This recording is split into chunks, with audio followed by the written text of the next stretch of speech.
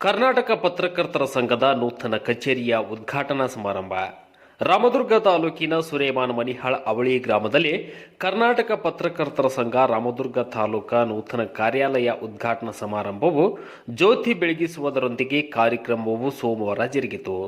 ಕರ್ನಾಟಕ ಪತ್ರಕರ್ತರ ಸಂಘದ ತಾಲೂಕಾ ಅಧ್ಯಕ್ಷ ಎಸ್ಆರ್ ಗುರುಬಸನವರ್ ಶ್ರೀ ಲಕ್ಷ್ಮೀದೇವಿಯ ಭಾವಚಿತ್ರಕ್ಕೆ ಪೂಜೆ ಸಲ್ಲಿಸಿದರು.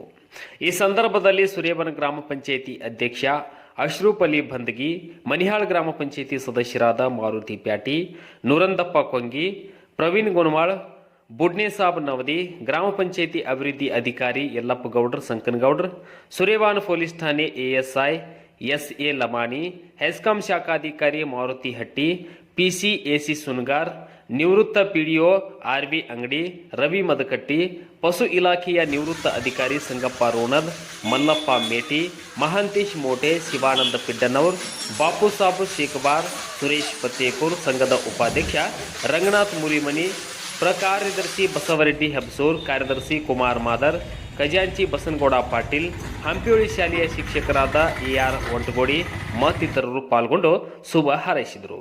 ಸುದ್ದಿ 108 ನ್ಯೂಸ್ ರಾಮದುರ್ಗ.